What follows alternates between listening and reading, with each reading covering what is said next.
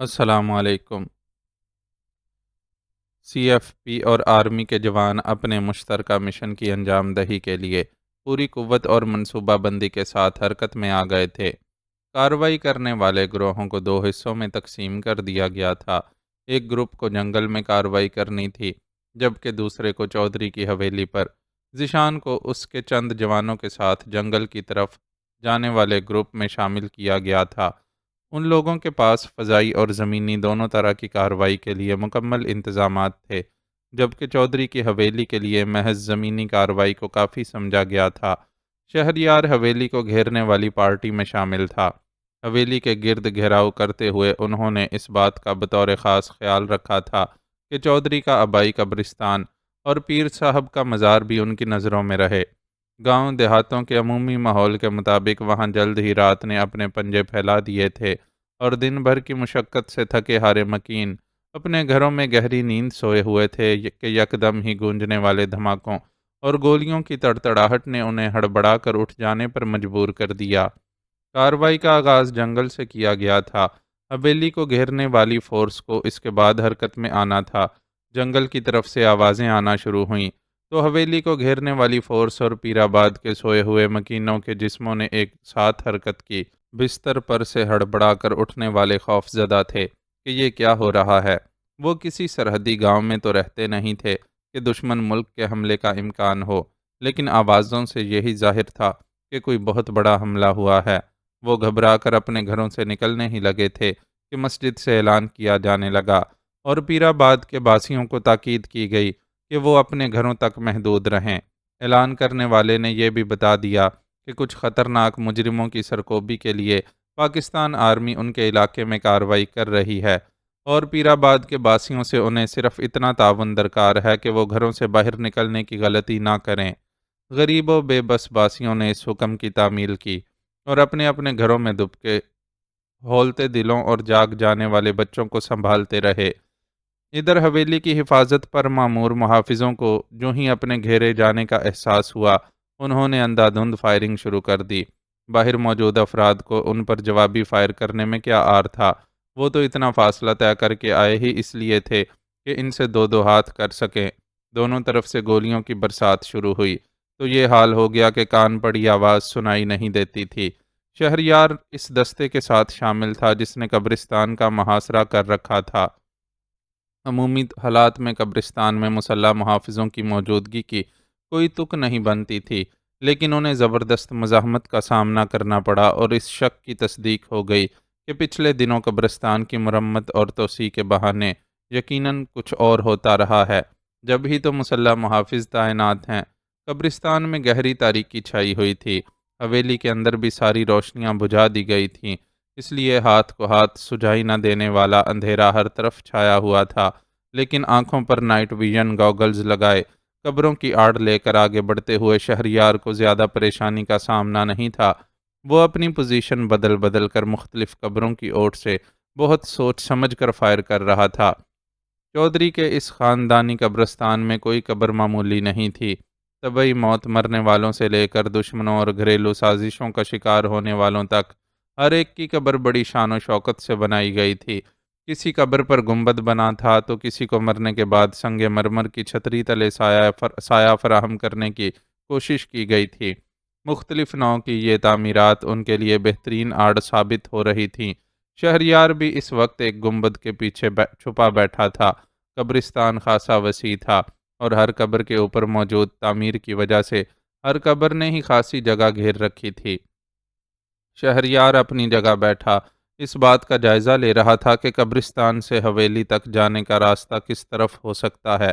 اسے یقین تھا کہ یہاں ایسا خفیہ راستہ ضرور موجود ہوگا، لیکن فی الحال وہ کوئی حتمی رائے قائم کرنے میں ناکام تھا۔ چنگاریوں کی طرح ادھر ادھر اڑتی گولیوں کے شور میں زیادہ سوچنے کی بھی گنجائش نہیں تھی۔ اس نے اپنی پناہ گاہ سے نکل کر مزید آگے بڑھنے کا فیصلہ کیا، اور ابھی آڑ سے نکل ہی رہا تھا کہ ایک سایہ احاطے کے ساتھ لگے درختوں میں سے ایک درخت کی آڑ سے نکل کر دوسرے کی طرف بڑھتا ہوا نظر آیا۔ اس کے ڈھیلے ڈھالے شلوار قمیض کی وجہ سے وہ بآسانی تمیز کر سکتا تھا کہ یہ اس کے ساتھیوں میں سے نہیں ہے۔ اس نے اس سائے کی طرف فائر کرنے کے لیے گن سیدھی کی، لیکن پھر کچھ سوچ کر رک گیا۔ اس دوران میں وہ شخص دوسرے درخت کے موٹے تنے کے پیچھے چھپ چکا تھا۔ شہریار نے اپنے دل میں ایک فیصلہ کیا اور رینگتا ہوا اس درخت کی جانب بڑھنے لگا۔ ہر طرف برستی گولیوں میں یہ ایک خطرناک فیصلہ تھا۔ کوئی بھی اندھی گولی اسے نشانہ بنا سکتی تھی، لیکن وہ ایسے اندیشوں سے ڈرنے والا تھا ہی کہاں۔ جان ہتھیلی پر رکھ کر پھرنے والے سر پھرے اندیشے پالا بھی نہیں کرتے۔ اس کے رینگ کر آگے کھسکنے سے جسم تلے آنے والے سوکھے پتے چرمرا رہے تھے، لیکن اسے یقین تھا کہ پتوں کے چرمرانے کی آواز اس ہنگامے میں کسی اور کو سنائی نہیں دے سکتی۔ گولیوں کے شور کے علاوہ رات کی تاریکی نے بھی اسے پناہ فراہم کر رکھی تھی۔ آہستہ آہستہ وہ آگے بڑھتا چلا گیا۔ درخت کے پیچھے چھپا شخص سمت بدل بدل کر فائر کر رہا تھا۔ ظاہر ہے اس کے سامنے کوئی ٹارگٹ تو تھا نہیں، اس لیے وہ اٹکل سے ہی اپنے مخالفین کو نشانہ بنانے یا وہاں سے دور رکھنے کی کوشش کر رہا تھا۔ شہریار کی اپنے نزدیک موجودگی کا اسے اسی وقت احساس ہوا جب وہ اس کے بالکل سر پر پہنچ چکا تھا۔ اس نے تڑپ کر پیچھے مڑنے کی کوشش کی، لیکن اس کی کوشش ناکام رہی اور شہریار نے اسے چھاپ لیا۔ شہریار کا زوردار دھکا لگنے سے اس کی رائفل دور جا گری۔ وہ بے طرح ہاتھ پیر چلاتے ہوئے خود کو شہریار کی گرفت سے آزاد کروانے کی کوشش کرتا رہا۔ یکدم ہی شہریار نے اس کے نرخرے پر ہاتھ ڈال دیا۔ دباؤ بڑھنے سے اس کا دم گھٹنے لگا تو ہاتھ پیروں کی مزاحمت بھی ہلکی پڑ گئی اور گلے سے خرخراہٹ کی آوازیں نکلنے لگیں۔ اب کوئی حرکت کی تو اپنی جان سے جاؤ گے، شہریار نے پھنکارتے ہوئے اسے دھمکی دی۔ اب وہ اس شخص کے سینے پر چڑھا بیٹھا تھا۔ اس کی دھمکی سن کر آدمی نے اپنی مزاحمت بالکل ہی ترک کر دی۔ اندر جانے کا راستہ بتاؤ، اسے اپنی دھمکی کے زیر اثر آتے دیکھ کر شہریار نے مطالبہ کیا۔ جواب میں اس نے دائیں بائیں سر پٹخ کر انکار کیا۔ اس کا انکار شہریار کے جسم میں آگ بھڑکا گیا۔ دایاں ہاتھ تو اس کے نرخرے پر جمع ہوا تھا، بائیں سے اس نے پے در پے کئی مکے اس آدمی کے جبڑے پر جڑ دیے۔ مکوں کی شدت اتنی زیادہ تھی کہ اس کے کئی دانت ہلنے کے علاوہ جڑ سے بھی اکھڑ گئے اور منہ سے خون بہنے لگا۔ تم نے میرے سوال کا جواب نہیں دیا تو موت سے بدتر صورتحال سے دوچار ہو گئے۔ شہریار نے اس کے دانت توڑنے پر ہی بس نہیں کیا، بلکہ غراتے ہوئے اس کے بائیں ہاتھ کے پنجے کو اپنے ہاتھ کی گرفت میں لے لیا۔ انگلیاں انگلیوں میں پیوست ہوئیں اور پھر لمحہ بھر کی ہی بات تھی کہ اس شخص کی انگلیوں کے جوڑ چٹکتے چلے گئے۔ اس نے چیخ مارنے کے لیے منہ کھولا۔ اگر اس کا نرخرا شہریار کی گرفت میں نہیں ہوتا تو یقیناً اس کے حلق سے بہت بلند چیخیں برآمد ہوتیں، لیکن اس وقت تو وہ اندر ہی کہیں گھٹ کر رہ گئیں۔ بتاؤ، ورنہ میں تمہارے جسم کا ہر جوڑ الگ کر دوں گا۔ شہریار نے ایک بار پھر وحشت بری غراہٹ کے ساتھ اسے حکم دیا۔ اس وقت کہیں سے بھی وہ پڑھا لکھا اور نرم خو آدمی نہیں لگتا تھا جو دوسروں کی ذرا سی تکلیف پر تڑپ اٹھتا تھا، کیونکہ وہ جانتا تھا کہ اس کے مقابل ایک ایسا شخص ہے جو ظالم کا ساتھ دے رہا ہے۔ چودھری جیسے غدار وطن اور اس کے ساتھیوں کے لیے اس کے پاس کسی قسم کی کوئی رعایت موجود نہیں تھی۔ وہ ان غداروں سے نمٹ کر جلد از جلد اپنی ماہبانوں تک پہنچنے کے لیے بے چین تھا۔ اس کے سینے میں اس تصور سے آگ بھڑک اٹھتی تھی کہ وہ جس کے لیے اس نے ہمیشہ نرم سائے کی خواہش کی تھی، دیار غیر میں تپتی دھوپ میں جھلس رہی تھی۔ وہ اسے اپنی باہوں کی پناہ میں لینے کے لیے بے قرار تھا، لیکن وطن کے ان دشمنوں سے نمٹے بغیر کیسے اپنی ذات کا اطمینان حاصل کرنے چلا جاتا؟ بولو، ورنہ بہت پچھتاؤ گے۔ اس نے اپنے گھٹنے سے اس کے سینے پر دباؤ ڈالا۔ اس کا گھٹتا ہوا دم یقیناً مزید گھٹنے لگا ہوگا۔ جب ہی وہ بے چینی سے ہاتھ پیر پٹکنے لگا، شہریار کو اس کی حالت کا احساس ہوا تو اس کے نرخرے پر اپنے ہاتھ کا دباؤ کم کیا اور ایک بار پھر اپنا مطالبہ دہرایا۔ اس بار اسے مزاحمت کا سامنا نہیں کرنا پڑا اور اس کے شکنجے میں جکڑے آدمی نے ایک بہت بڑے گنبد کی طرف اشارہ کیا۔ شہریار اس کے اشارے کا مطلب سمجھ گیا۔ یقیناً اس گنبد سے کوئی خفیہ راستہ اندر کی طرف جاتا تھا۔ اس نے اپنے نیچے دبے شخص کی کن پٹی پر ایک زوردار گھونسا مار کر اسے بے سدھ کیا اور اپنے پاس موجود آپریٹس پر اپنے ساتھیوں سے رابطہ کر کے بتانے لگا کہ خفیہ راستے کی موجودگی کا کہاں امکان ہے۔ آپ کا اندازہ ٹھیک لگتا ہے، کیونکہ سب سے زیادہ افراد کا زور اسی گنبد کے ارد گرد ہے۔ دوسری طرف سے اسے بتایا گیا اور پھر وہ اپنی نئی حکمت عملی طے کرنے لگے۔ اس بار انہوں نے پوری شدت سے گنبد تک پہنچنے کے لیے زور لگا دیا۔ چودھری کے کارندے کتنے ہی بہادر سہی، ایک منظم فورس سے مقابلے کی تو بہرحال اہلیت نہیں رکھتے تھے، चुनाचे थोड़ी सी कोशिश से वो गुंबद तक पहुंचने में कामयाब हो गए और एक जवान ने अपनी जहानत से ये उकदा भी हल कर लिया कि ये पूरे का पूरा गुंबद दाएं जानिब खिसक सकता है। कब्रिस्तान के मुहाफिजों को ज़ेर कर लेने के बाद उन्होंने अपने पास मौजूद ताकतवर टार्चें रोशन कर ली थीं। अलबत्ता उनके साथी पूरी तरह चौकस थे कि अगर कहीं से कोई कार्रवाई होती है तो इसका फौरी जवाब दे सकें। हवेली की तरफ से भी अब उन्हें बस इक्का दुक्का ही फायर सुनाई दे रहे थे। वहां से इत्तला मिल गई थी कि आर्मी और सीएफपी के जवान मेन गेट को दस्ती बम से उड़ाने के बाद अंदर दाखिल हो चुके हैं और उन्होंने सूरत हाल को काबू कर लिया है। लेकिन हवेली में उन्हें ख़वातीन और बच्चों के अलावा सिर्फ मुलाजमीन ही मिले थे। चौधरी गायब था। वो किसी खुफिया तहखाने की मौजूदगी के इम्कान को सामने रखते हुए उसे तलाश कर रहे थे। दोनों ग्रुप्स आपस में राब्ता रखते हुए अपनी अपनी कार्रवाई करते रहे। शहरियार वाले ग्रुप ने गुंबद को खिसकाया तो उन्हें नीचे जाने का रास्ता नज़र आ गया।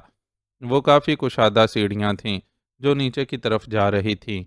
सीढ़ियों पर उन्हें कोई नज़र नहीं आया। शहरयार ने दो नौजवानों के साथ उन सीढ़ियों से नीचे उतरने का फैसला किया। सबसे आगे वो खुद ही था। सीढ़ियों पर उनका किसी से सामना नहीं हुआ। सीढ़ियों से आगे एक कुशादा सुरंग नुमा रास्ता आगे जा रहा था, जिसकी समत से ही अंदाज़ा हो रहा था कि ये रास्ता हवेली के किसी तहखाने की तरफ जा रहा है। उन्होंने ये रास्ता भी बखैरियत तय कर लिया। ऊपर मौजूद उनके साथी भी लम्हा बलम्हा रिपोर्ट लेते उनके पीछे ही थे। सुरंग के इख्तिताम पर लकड़ी का एक मजबूत मगर आम सा दरवाज़ा था। शहरयार ने दरवाजे को धकेल कर देखा तो वह अंदर से बंद था और साफ पता चल रहा था कि ऑटोमेटिक लॉक की बजाय कुंडी लगाकर बंद किया गया है। सुरंग में मौजूद होने की वजह से वो इस दरवाजे को दस्ती बम वगैरह फेंक कर तोड़ने का रिस्क नहीं ले सकते थे। नतीजे में सुरंग बैठ जाती तो वो सब के सब जिंदा दफन हो जाते। अब उनके यहाँ पास यही हरबा रह गया था कि दरवाजे को तोड़ने के लिए रवायती तरीका इस्तेमाल करें। शहरयार और एक नौजवान ने मिलकर उस पर अमल करना शुरू कर दिया और पूरी कुव्वत से दरवाजे को अपने शानों से ज़रबे लगाने लगे। दरवाज़ा चूंकि बहुत मजबूत था इसलिए पहली दो तीन ज़रबों में कुछ नहीं हुआ, लेकिन आखिरकार उसकी चूलें हिलने लगीं। इस मौका पर उन्हें पीछे हटाकर दो ताज़ा दम जवानों ने जिम्मेदारी संभाल ली।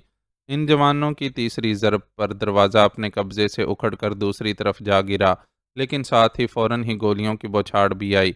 दरवाज़ा तोड़ने वाले दोनों जवान बिल्कुल सामने होने की वजह से इन गोलियों की जद में आ गए और नीचे गिरकर तड़पने लगे।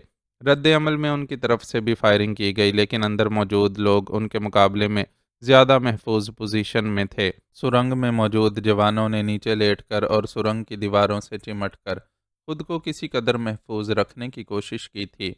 वो बुलेट प्रूफ जैकेट्स भी पहने हुए थे, लेकिन बाजू और टांगें तो गोलियों का निशाना बन सकती थीं और बन रही थीं। शहरयार टूटे हुए दरवाजे से बहुत करीब दीवार के साथ चिपका हुआ था। इस सूरत हाल को देखकर उसने अपनी पुश्त पर बंधे बैग से धुएं के दो बम निकाले और अंदर की तरफ उछाल दिए। फौरन ही अंदर बाहर धुआं फैलने लगा और बसारतों ने काम करना छोड़ दिया। शहरयार सांप की सी तेजी से अंदर की तरफ रेंग गया।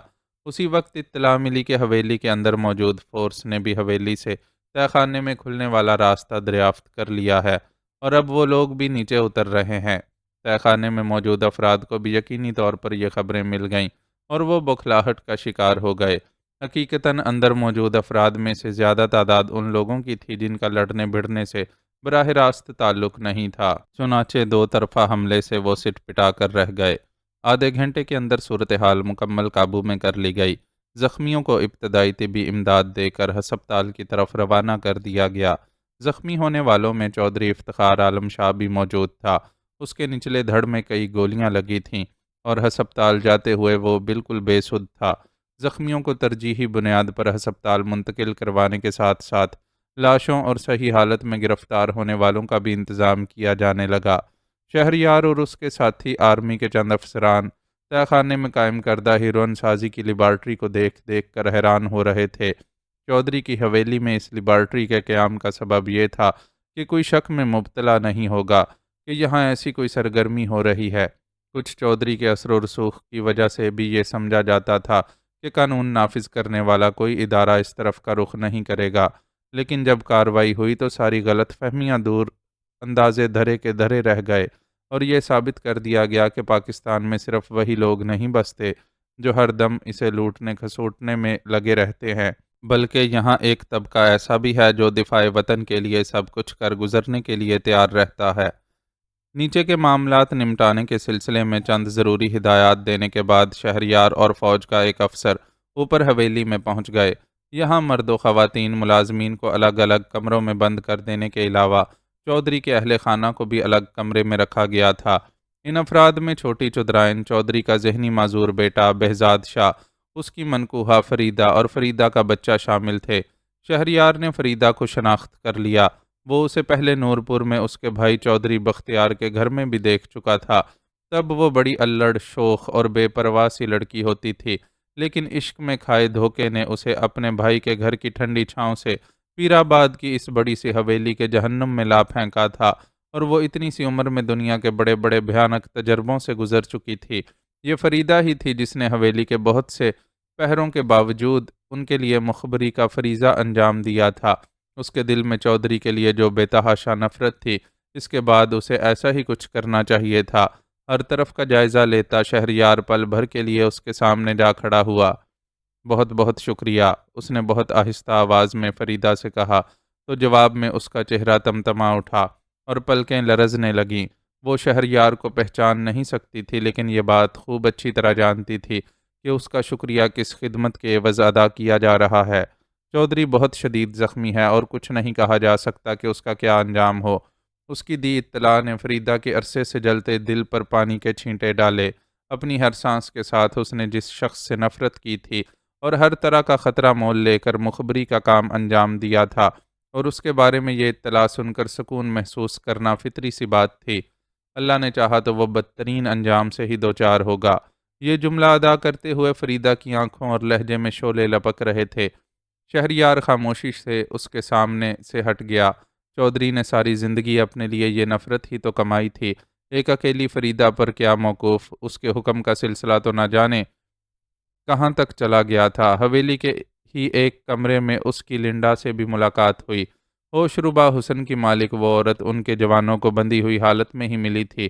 اس نے اپنے طور پر کوشش کی کہ خود کو مظلوم ثابت کرتے ہوئے انہیں یہ باور کروا سکے کہ وہ ایک عام سی عورت ہے جسے چودھری نے اپنی ہوس پوری کرنے کے لیے قید میں ڈال رکھا ہے، لیکن ظاہر ہے وہ لوگ ایسی کسی کہانی سے متاثر نہیں ہو سکتے تھے۔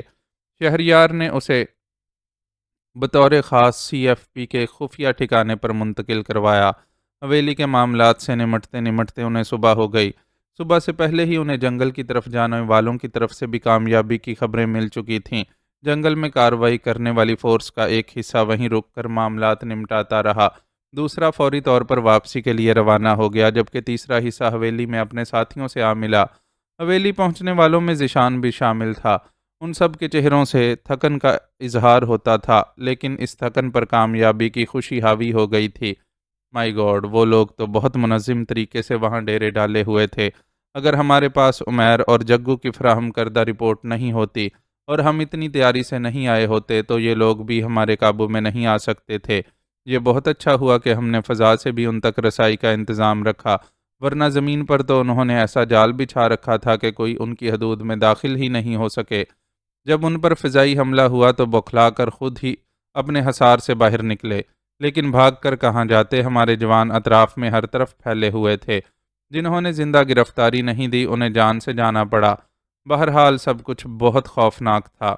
میں بھی تصور نہیں کر سکتا تھا کہ دشمن ایسی جگہ پر بھی اپنے پنجے گاڑ سکتا ہے۔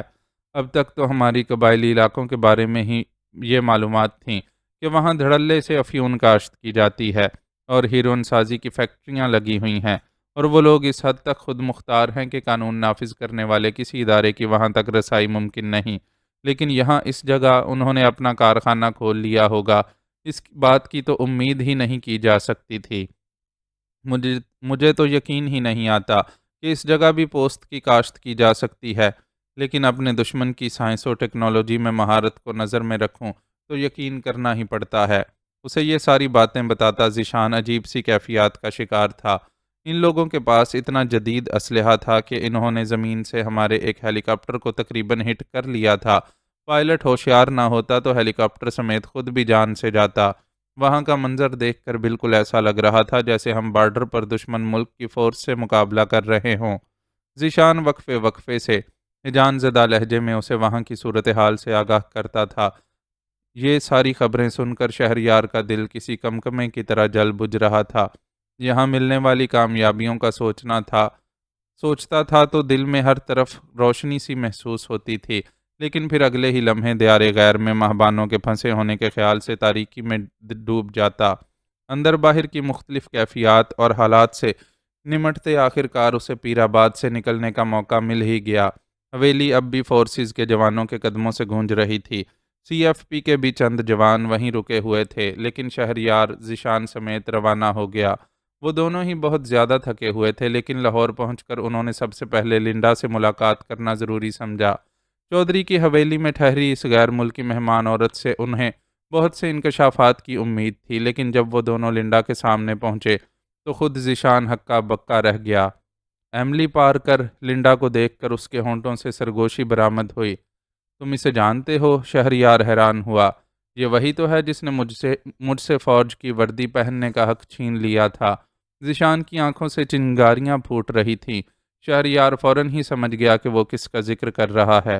ذیشان اور اس کی دوستی اتنی گہری تھی کہ ذیشان نے اپنی زندگی میں کھائے جانے والے اس سب سے بڑے دھوکے سے بھی آگاہ کر دیا تھا جو اسے آرمی سے نکال کر سی ایف پی میں لے آیا تھا، اور یہ بھی کرنل توحید کی مہربانی تھی کہ انہوں نے اس کے اندر کے محب وطن سپاہی کو پہچان کر ہمیشہ کے لیے معطوب قرار دینے کے بجائے ایک بار پھر اٹھنے اور سنبھلنے کا موقع دیا تھا، اور ذیشان نے ثابت کر دیا تھا کہ وہ اسی سلوک کا حقدار تھا۔ لیکن بہرحال ایملی پارکر نام کی پھانس اس کے سینے میں ہی اٹکی ہوئی تھی، اور اس پھانس کو نکالنے کا اس سے بہترین موقع اور نہیں ہو سکتا تھا۔ کانگریچولیشن، کرنل سبکدگین نے اپنے سامنے بیٹھے شہریار اور ذیشان کی طرف دیکھتے ہوئے دھیمی سی مسکراہٹ کے ساتھ کہا، لیکن وہ دونوں ہی مسکرا نہ سکے۔ اس وقت پورے ملک میں تہلکہ سا مچا ہوا تھا۔ جنگل اور چودھری کی حویلی میں رات کے اندھیرے میں بیک وقت کی جانے والی وہ کارروائیاں ایسی تو نہ تھیں کہ میڈیا کی نظروں سے پوشیدہ رہتیں۔ بہت کچھ ظاہر نہ کرنے کے باوجود میڈیا نے بہت کچھ جان لیا تھا، اور ملک بھر کے لوگ انگشت بدنداں یہ انکشافات سن رہے تھے کہ پیر آباد کا با اثر و با حیثیت چودھری، جو اپنے علاقے میں ایک روحانی پیشوا کی سی بھی حیثیت رکھتا تھا، ایسی غیر ملکی تنظیموں کے لیے کام کر رہا تھا جو وطن عزیز میں ہیروئن اور اسلحے کی لعنت پھیلانے میں پیش تھیں۔ چودھری کی حویلی کے تہہ خانے میں قائم کردہ ہیروئن سازی کی لیبارٹری سے لے کر جنگل میں پوست کی کاشت تک بہت کچھ منظر عام پر آیا تھا۔ فوج کی اتنی بڑی کامیابی پر ایک طرف اسے سراہا جا رہا تھا تو دوسری طرف یہ تنقید بھی کی جا رہی تھی کہ اتنے بہت سے خفیہ اداروں کی موجودگی میں اس قسم کی صورتحال پیش ہی کیوں کرائی۔ لوگوں کی طرف سے چودھری افتخار عالم شاہ اور دیگر گرفتار شدگان کے لیے پھانسی کا مطالبہ کیا جا رہا تھا، لیکن چودھری تو ابھی ہنوز آئی سی یو میں تھا اور ڈاکٹرز اس کے بارے میں کوئی حتمی رائے نہیں دے رہے تھے۔ البتہ یہ طے تھا کہ وہ زندہ بچ بھی گیا تو ہمیشہ کی معذوری اس کا نصیب بن جائے گی۔ فوج کے ترجمان نے میڈیا کو اس سلسلے میں بریفنگ دیتے ہوئے محض اتنا ہی کہا تھا کہ اس سب کے پیچھے ان کی دشمن طاقتیں موجود ہیں۔ واضح طور پر کسی ملک یا ادارے کا نام نہیں لیا گیا تھا۔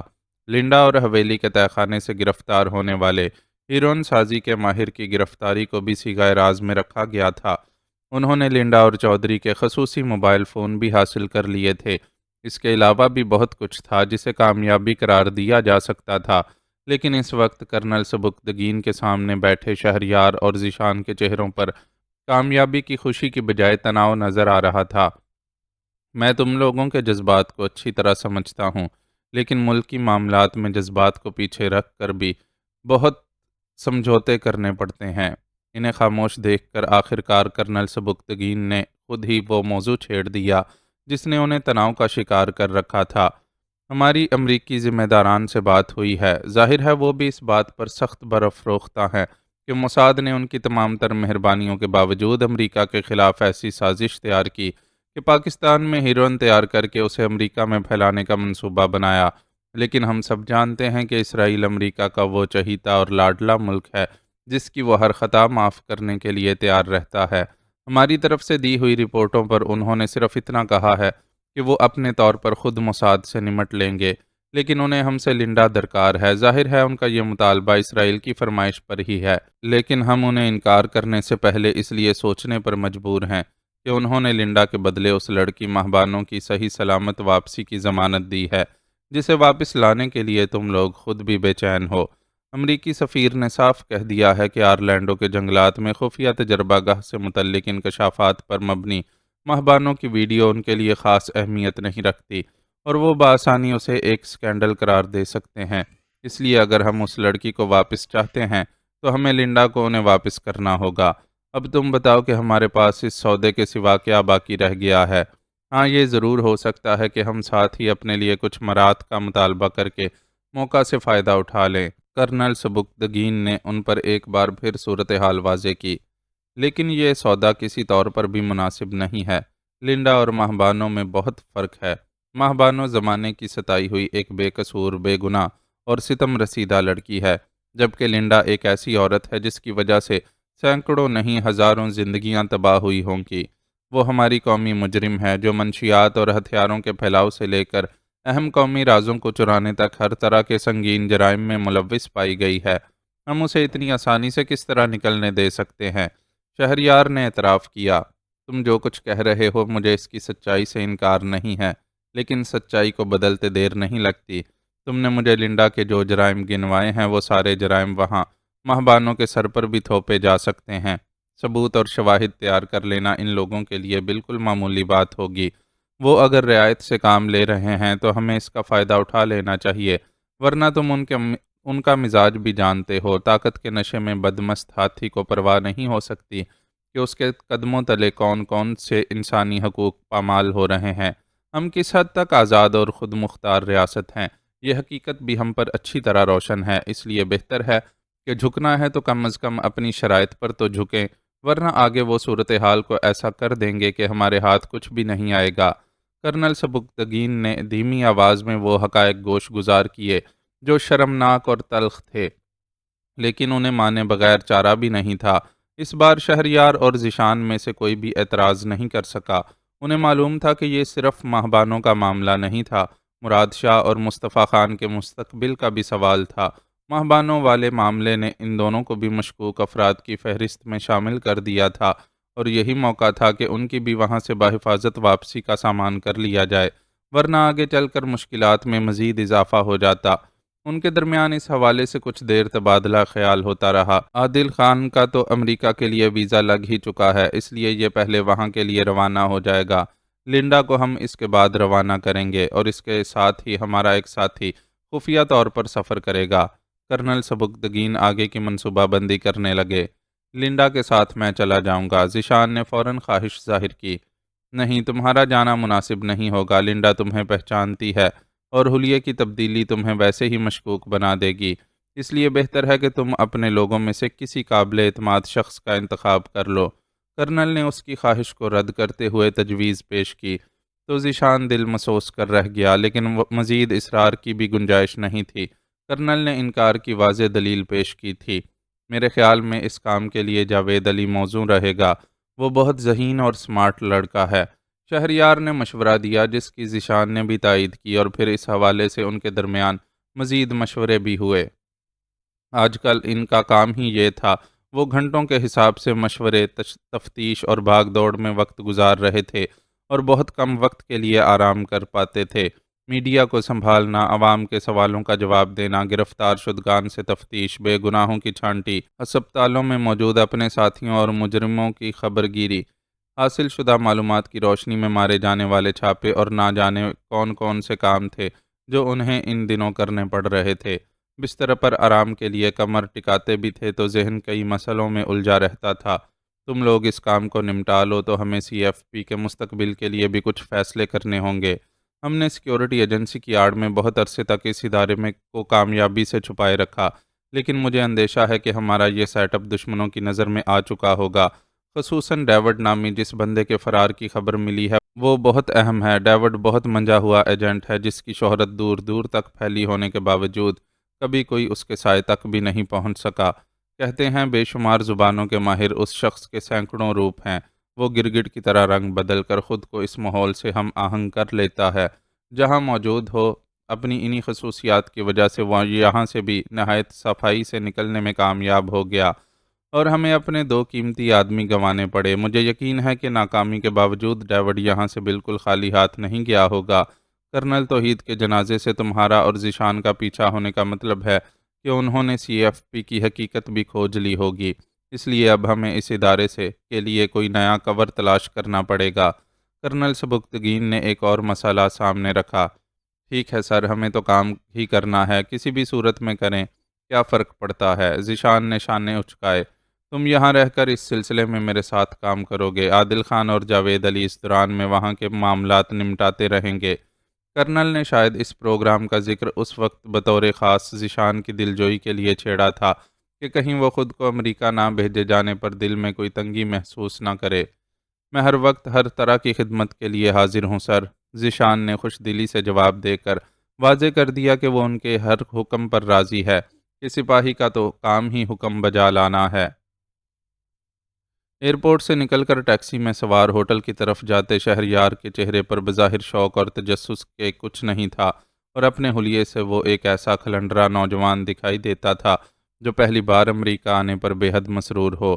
اس نے نیلے رنگ کی جو ٹی شرٹ جینز کے ساتھ پہن رکھی تھی، اس پر واضح طور پر آئی لو نیو یارک کے الفاظ چھپے ہوئے تھے، اور اس کا ماڈرن سا ہیئر سٹائل بھی یہی ظاہر کر رہا تھا کہ وہ ان ایشیائی جوانوں میں سے ایک ہے جن کے خوابوں کی سرزمین اکثر امریکہ ہوا کرتی ہے۔ وہ ہونٹوں کو سیٹی بجانے کے انداز میں سکیڑے ایک شوخ سی دھن گنگنا رہا تھا اور بے حد شوق سے ارد گرد کے مناظر دیکھ رہا تھا۔ ایئرپورٹ سے ہوٹل تک کا راستہ اس نے اسی انداز سے طے کیا، لیکن یہ تو وہی جانتا تھا کہ اس کے دل کے اندر کیا ہے۔ وہ دیو کی قید سے اپنی شہزادی کو لے جانے آیا تھا اور ظاہر ہے یہ کوئی معمولی کام نہیں تھا۔ ہوٹل کے کمرے میں پہنچ کر جو ہی اس نے دروازہ بند کیا، اس کے چہرے پر چڑھا شوخی کا نقاب بھی اتر گیا۔ سب سے پہلے اس نے اپنے پاس موجود خصوصی موبائل فون نکالا جو کبھی چودھری کی ملکیت ہوا کرتا تھا۔ ایسا ہی ایک سیٹ انہیں لنڈا کے پاس سے بھی ملا تھا اور اسے وہ جاوید علی کے لیے چھوڑ آیا تھا۔ موبائل پر اس نے مصطفیٰ خان کے اس نمبر پر رابطہ کیا جو اس نے حال ہی میں کسی ذریعے سے حاصل کیا تھا اور ریکارڈ میں اس کے نام پر رجسٹرڈ نہیں تھا۔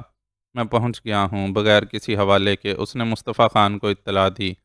یہاں فی الحال سب کچھ ٹھیک ٹھاک ہے، جس پارٹی سے سودا ہوا ہے اس کی طرف سے دھوکے کا بھی ڈر نہیں، لیکن تھرڈ پارٹی ضرور کوئی نہ کوئی گڑبڑ کرے گی۔ ہمیں اس کی طرف سے ہوشیار رہنا ہوگا۔ میں اور میرے ساتھی تم سے ہر طرح کا تعاون کرنے کے لیے پوری طرح تیار ہیں۔ مصطفیٰ خان نے بھی اس کے ایسے انداز میں صورتحال سے آگاہ کیا۔ تھرڈ پارٹی کو دیکھنے کے لیے ہی میں یہاں آیا ہوں۔ باقی لوگوں کے بارے میں بتاؤ۔ لارڈ صاحب کے بیٹے اور بیٹی کی فیملی آج واپس روانہ ہو رہی ہے۔ کسی نے ان سے کوئی تعارض نہیں کیا ہے۔ امید ہے کہ آگے بھی کوئی رکاوٹ نہیں ڈالی جائے گی۔ وہ کشور اور مراد شاہ کی بات کر رہا تھا۔ حویلی پر ہونے والے ریڈ اور چودھری کے شدید زخمی ہونے کی خبر سن کر ان دونوں بہن بھائی نے پاکستان واپس لوٹ جانے کا فیصلہ کیا تھا۔ اچھی بات ہے، تم اپنے لوگوں کو ریڈی رکھو۔ اصل کہانی تو کل کی ہے، کل کوئی نہ کوئی تماشا ضرور ہوگا۔ ان الفاظ کو ادا کرتے ہوئے اس کے لہجے میں پھنکار سی تھی اور صاف ظاہر ہوتا تھا کہ اب وہ کسی کو بخشنے کے لیے بالکل تیار نہیں ہے۔ اسے اس بات کی بھی قطعی پرواہ نہیں تھی کہ وہ امریکی سرزمین پر ہے اور امریکہ اس طاقت کا نام ہے جو بیٹھے بیٹھے اس کے ملک جیسے ممالک پر اپنا حکم چلاتا ہے۔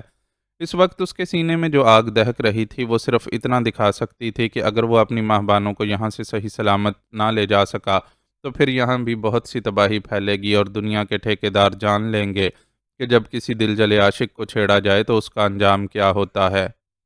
ہسپتال کے بستر پر پڑا وہ وجود دیکھنے والوں کے لیے نشان عبرت تھا۔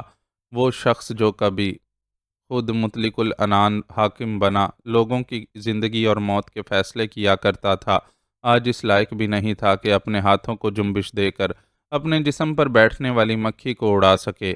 اس صاحب اختیار و اقتدار کا آج اپنے جسم پر سے ہی اختیار ختم ہو گیا تھا اور وہ اپنے منہ سے بہنے والی رال کو بھی بہنے سے روکنے کا مختار نہیں رہا تھا۔ پورے جسم میں صرف اس کی آنکھیں تھیں جو حرکت کر سکتی تھیں، اور یہ آنکھیں اسے ان چہروں کو دکھا رہی تھیں جو کسی نہ کسی طور اس کے ظلم و جبر کا نشانہ بنے تھے۔ سب سے آگے اس کا پیارا اور لاڈلا بیٹا مراد شاہ کھڑا تھا۔ اس بیٹے کو اس نے دنیا کی ہر آسائش دی تھی، لیکن وہ باپ نہیں دے سکا تھا جس کے کردار و اخلاق پر وہ فخر کر سکے۔ چنانچہ اس نے خود ساختہ جلاوطنی اختیار کر کے خود کو اس دولت و جاگیر سے دور کر لیا تھا جس کی بنیادوں میں مظلوموں کا خون، آہیں اور سسکیاں دبی ہوئی تھیں۔ مراد شاہ کے پیچھے اس کی وہ بیٹی موجود تھی جسے اس نے حویلی کی روایات کے خلاف کچھ سہولتیں دی تھیں، اور ان سہولتوں نے اسے حرف آشنا بنا دیا تھا۔ یہ مہربانی صرف اس لیے تھی کہ وہ فطری زندگی گزارنے کا حق تلف کرنے پر احتجاج نہ کرے اور باپ کے احسانوں تلے دبی رہے، لیکن کشور ان بہلاووں سے نہ بہل سکی، اور اس نے اپنے لیے آفتاب کا انتخاب کر کے حویلی کی اونچی اونچی دیواروں سے فرار حاصل کر لیا تھا۔ اس جرت و گستاخی کی سزا دینے کے لیے آج بے بس پڑے وجود نے کتنا ادم مچایا تھا۔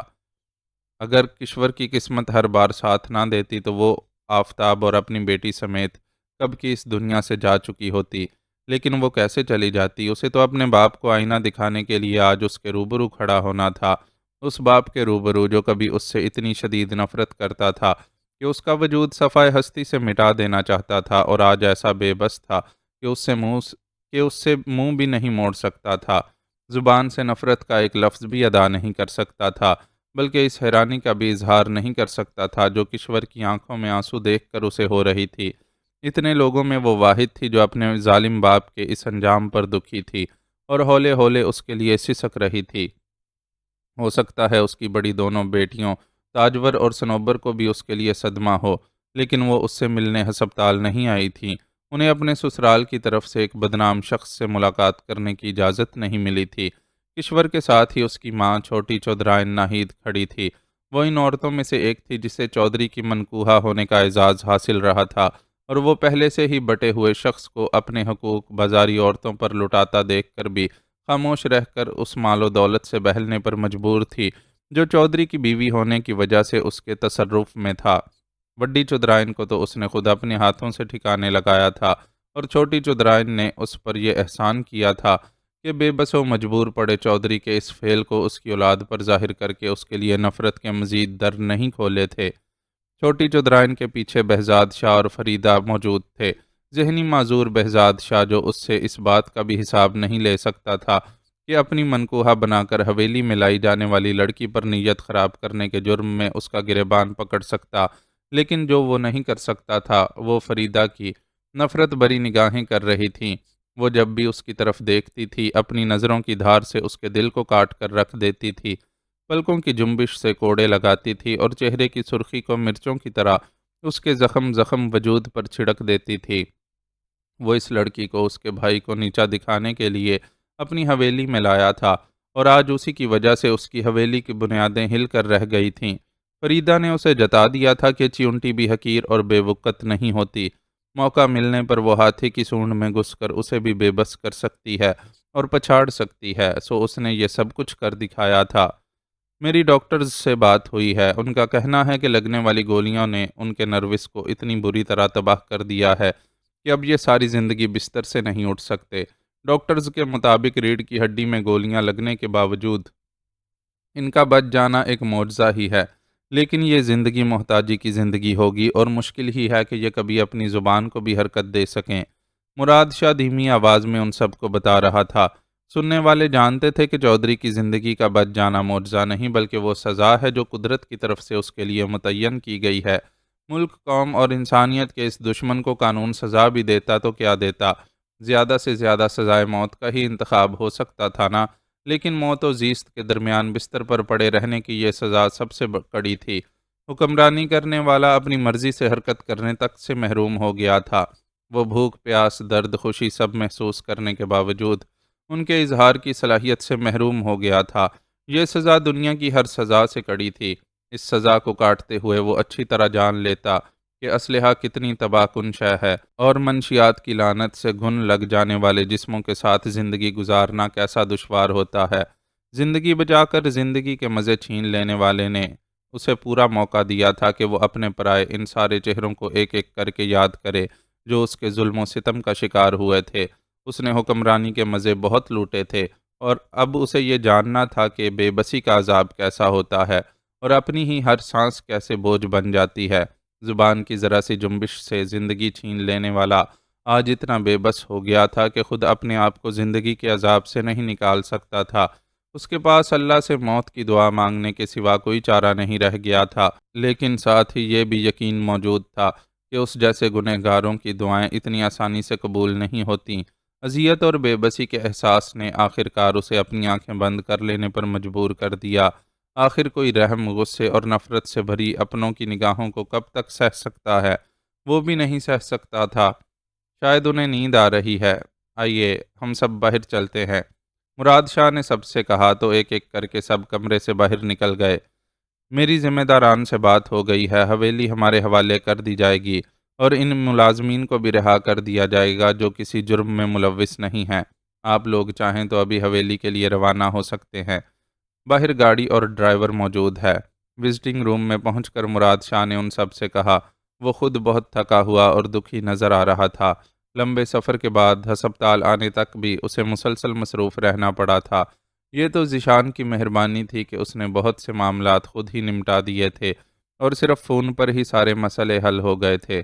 مراد شاہ چھوٹی چودرائن، بہزاد شاہ اور فرید کو اس ادارے سے لیتا ہوا ہسپتال پہنچا تھا جہاں انہیں حویلی سیل کرنے کے بعد رکھا گیا تھا۔ آفتاب کو اپنے کچھ ضروری کام نمٹانے تھے، اس لیے وہ ایئرپورٹ پر ہی ان سے جدا ہو گیا تھا۔ اس نے کشور سے کہا تھا کہ وہ کچھ تاخیر سے ہسپتال پہنچ جائے گا۔ آپ باقی لوگوں کو لے کر چلے جائیں، میں آفتاب کا انتظار کروں گی۔ بچی کو گود میں اٹھائے کشور ایک صوفے پر ٹک گئی۔ میں بھی ابھی نہیں جاؤں گا، مجھے اطلاع ملی ہے کہ ہمارے علاقے کے AC عمیر افندی بھی اسی ہسپتال میں داخل ہیں، میں ان کی مزاج پرسی کے لیے یہاں رکوں گا۔ مراد شاہ نے اسے جواب دیا اور پھر باقی لوگوں کی طرف متوجہ ہوا۔ ان افراد میں اس کی بیوی، بیٹی، سوتیلی ماں، بھائی بہزاد، فریدہ اور اس کا بیٹا شامل تھے۔ پتھرائی نظروں سے ایک ایک کا چہرہ دیکھتے اس کی نظریں فریدہ کے چہرے پر رک گئیں۔ یہ لڑکی بھی تو اس کے باپ کے ظلم کا نشان بن کر ان کے خاندان میں موجود تھی۔ خشک ہوتے گلے کو تر کر کے وہ فریدہ سے مخاطب ہونے کی جرت کر سکا۔ اگر آپ چاہیں تو اپنے لیے کوئی مناسب فیصلہ کر سکتی ہیں۔ ابا جی کی ناانصافی نے آپ کو ایک ذہنی معذور شخص سے باندھ دیا تھا، لیکن اب میں آپ کی زندگی کے سارے اختیارات آپ کے ہاتھ میں دینا چاہتا ہوں۔ فریدہ سے کب حویلی کے کسی مرد نے اتنی عزت سے بات کی تھی؟ اس کی آنکھیں چھلک پڑیں اور گلا رند گیا۔ وہ بڑی مشکل سے کچھ کہنے کے قابل ہو سکی۔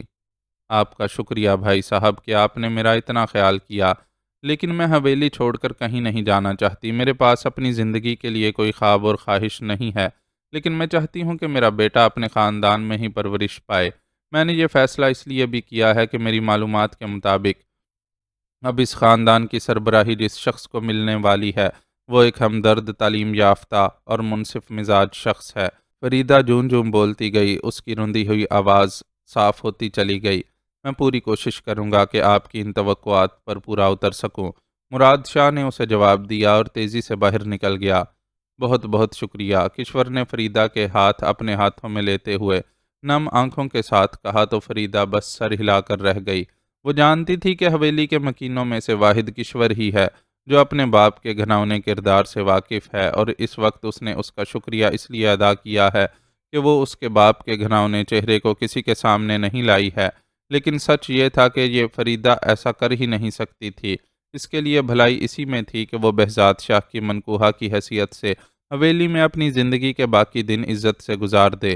بعض سچ ایسے ہوتے ہیں جنہیں سامنے لانے پر رسوائی اور بربادی کے سوا کچھ ہاتھ نہیں آتا، اور وہ جانتی تھی کہ سچائی سامنے آنے کی صورت میں سب سے زیادہ نقصان اس معصوم وجود کا ہوگا جو خود کو دنیا میں لائے جانے کے گناہ میں ذرا بھی شریک نہیں تھا۔ اس کے لیے یہی سب سے بہتر تھا کہ وہ بہزاد شاہ کا بیٹا کہلاتا رہے۔ شکستہ، ٹوٹے پھوٹے، بکھرے ہوئے افراد پر مشتمل اس خاندان کے افراد جب حویلی واپس لوٹنے کے لیے ہسپتال سے روانہ ہو رہے تھے تو مراد شاہ عمیر افندی کے کمرے میں بیٹھا اس کی مزاج پرسی کر رہا تھا، کیونکہ عمیر افندی ہی وہ شخص تھا جس کے ساتھ مل کر اس کو مستقبل کے پیر آباد کی منصوبہ بندی کرنی تھی۔ اس پیر آباد کی جو چودھری افتخار عالم شاہ کے دور کے اندھیروں سے نجات پا کر ایک روشن مثال کے طور پر پاکستان کے لیے باعث فخر ثابت ہوتا۔ فل آستینوں والے لانگ سکرٹ میں ملبوس، نصف چہرے کو سکارف میں چھپائے سامنے کھڑی عورت لنڈا ہوگی۔ اس بات کا ڈیوڈ کبھی تصور بھی نہیں کر سکتا تھا، لیکن وہ لنڈا کے سوا کون ہو سکتی تھی کہ اس کے آدمی لنڈا کو لینے ہی تو ایئرپورٹ گئے تھے۔ وہ کسی اور کو تو ہرگز بھی اپنے ساتھ نہیں لا سکتے تھے، لیکن یہ حسن کا پیکر اتنا چھپ چھپا کر کیوں اس تک آیا تھا؟ یہ سمجھ میں نہ آنے والی بات تھی۔ وہ تو ہمیشہ وہ پہنا کرتی تھی جس کو پہن کر بھی نہ پہننے کا احساس ہو اور ہر طرف سے اس کا شباب چھلک چھلک پڑے۔ لنڈا، یہ تم ہو؟ وہ بے یقینی سے اپنی جگہ سے اٹھ کھڑا ہوا۔ ہاں، یہ میں ہی ہوں، لیکن نہیں، یہ میں کہاں ہوں؟ لنڈا نے دیوانگی سے اپنا سکارف نوچ کر دور پھینکا اور ڈیوڈ یہ دیکھ کر لرز گیا کہ حسن کے اس ماہ تمام کو گہن لگ چکا ہے۔ وہ میرے لیے بہت ظالم ثابت ہوئے، کیونکہ ان کے مطابق میں انسانیت کی دشمن تھی۔ مجھ سے سچ اگلوانے کے لیے انہوں نے میرے پیروں، بازوؤں اور چہرے کو تیزاب کا سپرے کر کے جھلسا ڈالا۔ انہوں نے کہا کہ وہ مجھ سے کوئی انسانی سلوک نہیں کر سکتے، کیونکہ میرا وجود انسانیت کے نام پر ایک بدنما دھبا ہے۔ وہ ڈیوڈ کے سینے سے لگی اسے ہذیانی لہجے میں بتاتی رہی۔ ڈیوڈ، جو خود بڑی مشکلوں سے بچ بچا کر واپس نیو یارک پہنچا تھا، اسے اس حال میں دیکھ کر شاکڈ رہ گیا۔ یہ وہ لنڈا نہیں تھی جس پر وہ مرتا تھا اور جو اس کے ایک اشارے پر بڑے بڑے سورماؤں کو اپنے حسن کے ہتھیار سے شکار کر کے اس کے قدموں میں لا ڈالتی تھی۔ وہ ذہین تھی، لیکن یہ ذہانت حسن کے ملاپ سے ہی اپنا کام دکھاتی تھی۔ حسن کھو دینے کے بعد تو وہ 10% بھی ان کے کام کی نہیں رہی تھی، اور اتنا بڑا نقصان وہ چپ چپاتے برداشت نہیں کر سکتا تھا۔ اس نے بے جان ہاتھوں سے روتی ہوئی لنڈا کی پشت تھپکی اور قہرناک لہجے میں بولا، تم فکر مت کرو لنڈا، تمہارے ساتھ کیے گئے اس سلوک کا پورا بدلہ لیا جائے گا۔ یہاں سے وہ لڑکی صحیح سلامت نہیں جا سکے گی، جس کے بدلے میں تمہاری رہائی کا وعدہ کیا گیا ہے۔ میں پہلے بھی اس کی اس طرح واپسی کا قائل نہیں تھا، لیکن امریکیوں نے فرمائش کر کے مجبور کر دیا تھا۔ اب یہ فرمائش پوری کرنا میرے بس میں نہیں ہے۔ دشمنوں کو اپنے کیے کی سزا بھگتنی ہوگی۔ وہ جو کچھ لنڈا کی تسلی کے لیے کہہ رہا تھا، وہ پہلے ہی سے اس کے دل میں تھا۔ اس کی انا پہلے ہی اسے اس بات کی اجازت نہیں دے رہی تھی کہ ماہ بانو یہاں سے بحفاظت نکل جائے، لیکن اپنے اور امریکی حکمرانوں کے درمیان طے پائے گئے معاملات کی وجہ سے وہ ذرا ہاتھ پیر بچا کر اس سلسلے میں کچھ کرنا چاہتا تھا۔ اس کے جاسوس اب بھی ہارلم کے علاقے کے ارد گرد منڈلا رہے تھے، جن کے ذریعے اسے ماہبانوں کی نقل و حرکت کی اطلاع فوری طور پر مل جاتی، لیکن اسے نہیں معلوم تھا کہ اگلے بھی اس کی قوم کی فطرت سے اچھی طرح واقف ہیں، اور انہوں نے ان کے داؤ ان پر ہی الٹ دینے کا پورا بندوبست کر رکھا ہے۔ سی ایف پی کے انویسٹیگیشن سیل میں تشدد سہ کر لمبا عرصہ خاموشی میں گزارنے والی لنڈا کو خبر ہی نہیں تھی کہ اس کی پنڈلی میں ایک ایسی چپ نصب کر دی گئی ہے جو اس کی لوکیشن اس کے ساتھ ہی آنے والے جاوید علی کو اچھی طرح بتا رہی ہے۔ چپ نصب کرنے کے لیے لگایا جانے والا کٹ دوسرے زخموں میں مل کر چھپ گیا تھا، اس لیے ایک منجی ہوئی ایجنٹ ہونے کے باوجود وہ کچھ نہیں جان سکی تھی۔ اس بار بازی دوسری طرف موجود لوگوں کے ہاتھ میں تھی، جو سانپ کے بل سے نکلنے سے قبل ہی اس کا سر کچل دینے کا تہیہ کیے بیٹھے تھے۔ شہریار کا چہرہ پتھرایا ہوا تھا اور وہ تولتی ہوئی نظروں سے ان 4 افراد کو دیکھ رہا تھا جنہیں مصطفیٰ خان نے اس کی معاونت کے لیے بھیجا تھا۔ مصطفیٰ خان کو احتیاط کے تقاضے نبھانے کے لیے اس مشن سے دور رکھا گیا تھا، لیکن اس کے مطابق اس نے اس کی معاونت کے لیے بہت منتخب افراد کو بھیجا تھا، اور شہریار کو لگتا تھا کہ اس کا یہ دعویٰ درست ہی ہوگا، کیونکہ اس کے سامنے کھڑے افراد میں سے کسی نے بھی اس کی نظروں سے گھبرا کر اپنی نگاہیں یا بدن چرانے کی کوشش نہیں کی تھی، اور ویسے ہی اعتماد سے کھڑے رہے تھے۔ ہاں جاوید، کیا خبر ہے؟ اپنے ہم رکابوں کی طرف سے اطمینان ہو جانے پر اس نے جاوید علی سے رابطہ کیا۔ وہ لنڈا کے ساتھ اسی فلائٹ میں نیو یارک آیا تھا جس سے وہ آئی تھی، اور اس کے جسم میں پیوست چپ کے ننھے سے ریسیور کی مدد سے مسلسل اس کے تعاقب میں رہا تھا۔ اس ننھی سی جدید سائنسی ایجاد کے استعمال سے یہ فائدہ ہوا تھا کہ لنڈا کو ایئرپورٹ سے ریسیو کرنے آنے والوں کے لیے ایسے کسی شخص کو کھوجنا ممکن نہیں رہا تھا جو لنڈا کے تعاقب میں ہو، کیونکہ جاوید علی کو اس کی بالکل نظروں میں رکھ کر تعاقب کرنے کی ضرورت ہی نہیں پڑی تھی۔ وہ دور دور رہ کر بھی اس کے نقش قدم پر چلتا رہا تھا اور اس اپارٹمنٹ بلڈنگ تک پہنچنے میں کامیاب ہو گیا تھا جہاں وہ اور ڈیوڈ رہتے تھے۔ وہ شہریار کو اس بارے میں اطلاع دے کر خود مسلسل بلڈنگ کی نگرانی کرتا رہا تھا۔ اس نگرانی کے نتیجے میں وہ ڈیوڈ کو بھی دیکھنے میں کامیاب ہو گیا تھا۔ ڈیوڈ اس کے سامنے ہی لنڈا کو ہسپتال پہنچا کر خود واپس اس اپارٹمنٹ میں آ گیا تھا۔ اس کے انداز سے لگتا تھا کہ وہ شدید اضطراب کا شکار ہے۔ اس کے جسمانی تناؤ اور لنڈا کے ساتھ محسوس ہوتی واضح وابستگی و قربت نے ہی جاوید علی کو یہ باور کروایا تھا کہ یہ شخص ڈیوڈ ہے، کیونکہ 1000 چہرے رکھنے والے اس شخص کے متعلق صرف ایک بات یقینی تھی کہ وہ لنڈا سے محبت کرتا ہے، اور لازم تھا کہ لنڈا لوٹ کر اسی کے پاس جائے گی۔ بلڈنگ کے ارد گرد منڈلاتے اس نے ڈیوڈ کے اپارٹمنٹ تک رسائی کی ایک دلچسپ ترکیب بھی ڈھونڈ نکالی تھی۔ بلڈنگ کے نوٹس بورڈ پر ایک ایسا نوٹس لگا تھا جس میں اپارٹمنٹ نمبر کے ساتھ یہ تفصیل درج تھی کہ کس اپارٹمنٹ میں کس قسم کے مضر جانور یا حشرات الارض دیکھے گئے ہیں یا ان کی موجودگی کا شک ہے۔ یہ نوٹس یقینی طور پر بلڈنگ کے مکینوں کی طرف سے انتظامیہ کے لیے لگایا گیا تھا، لیکن ان کا کام آسان کر گیا۔ شہریار نے اس کی حاصل کردہ معلومات کی روشنی میں دی جانے والی تجویز کو پسند کیا تھا، اور اب اس تجویز پر عمل کرنے کے لیے ہی وہ اپنے ٹیم کے ساتھ وہاں جانے والا تھا۔ وہ ابھی تک اپنے اپارٹمنٹ میں ہی موجود ہے۔ جو لوگ لنڈا کو ایئرپورٹ سے لائے تھے، ان میں سے صرف ایک ہے جس کو میں نے واپس جاتے ہوئے نہیں دیکھا، اور یقینی طور پر وہ اس کے ساتھ اندر ہی ہے۔ ان دو کے علاوہ اگر کوئی تیسرا شخص پہلے سے اندر موجود ہو تو میں یقینی طور پر کچھ نہیں کہہ سکتا۔ جاوید علی نے مستدی سے اپنی رپورٹ پیش کی۔ ٹھیک ہے، ہم 15 منٹ میں وہاں پہنچ رہے ہیں، شہریار نے اس سے کہا، اور سلسلہ منقطع کر کے اپنے ساتھ موجود افراد کی طرف متوجہ ہو گیا۔ ان چاروں نے اس سمیت ایک ایسی کمپنی کے یونیفارم پہن رکھے تھے جو فیومیگیشن کا کام کرتی تھی۔ یونیفارم، شناختی بیج اور کمپنی کے مونوگرام والی گاڑی کا مختصر مدت میں بندوبست مصطفیٰ خان کی یہاں بہترین کارکردگی کا ثبوت تھا۔ تم میں سے 2 افراد میرے ساتھ رہیں گے، جبکہ 2 نیچے والے فلور کے فلیٹ میں معمول کے انداز میں اپنا کام کریں گے۔ یاد رکھنا کہ نیچے فلور پر موجود لوگ صرف بیک اپ کے لیے ہوں گے، جو ہماری کال کے بغیر قطعی مداخلت نہیں کریں گے۔ Is it clear? انہیں سمجھاتے ہوئے آخر میں اس نے کسی آرمی آفیسر کے سے سخت لہجے میں دریافت کیا۔ یس سر، ان چاروں نے مستدی سے بیک وقت جواب دیا۔ اس کے بعد وہ فوراً وہاں سے روانہ ہو گئے۔ مونوگرام والی گاڑی، یونیفارم اور بیجز کی موجودگی کی وجہ سے انہیں بلڈنگ میں داخل ہونے میں کوئی دشواری پیش نہیں آئی، یہاں تک کہ ان کے ایشیائی نظر آتے چہرے بھی کسی قسم کے شک کا باعث نہیں بنے کہ نیو یارک میں اس قسم کے نچلے درجے کی ملازمتوں پر عموماً ایشیائی ممالک سے آئے ہوئے لوگ ہی فائر ہوتے ہیں۔ فیومیگیشن کے سامان کی آڑ میں ان کے لیے ہتھیار چھپا کر لے جانا بھی آسان ہو گیا تھا۔ یوں بھی انہوں نے خطرناک ہتھیاروں کی بجائے کچھ ایسی چیزوں کا انتخاب کیا تھا جو بظاہر ہتھیار محسوس ہی نہیں ہوتی تھیں۔ خواتین کا اپنے دفاع کے لیے استعمال کیا جانے والا کرنٹ لگانے والا آلہ، بے ہوش کرنے والی گیس سے بھرا سپرے، چھوٹی سی ڈرل مشین اور اسی طرح کی چند دوسری معمولی سی اشیاء کس کی نظر میں آ سکتی تھیں، وہ تو آرام سے فیومیگیشن کے سامان کے ساتھ رل مل گئی تھیں۔ باہر نگرانی کرتے جاوید علی کو کسی بھی طرح کا اشارہ کیے بغیر وہ بلڈنگ کے اندر گھستے چلے گئے۔ لفٹ میں داخل ہونے سے قبل البتہ شہریار کچھ دیر نوٹس بورڈ کے سامنے اس انداز میں کھڑا رہا جیسے وہاں لگے نوٹس کی تفصیلات اپنی جیبی نوٹ بک میں درج کر رہا ہو، لیکن حقیقتاً اس نے نوٹس میں ڈیوڈ کے فلیٹ نمبر کا نہایت چابک دستی سے اضافہ کر دیا تھا۔ یہ بس صرف ایک احتیاط تھی، ضروری نہیں تھا کہ کسی قسم کی تصدیق کی نوبت بھی ضرور ہی آتی۔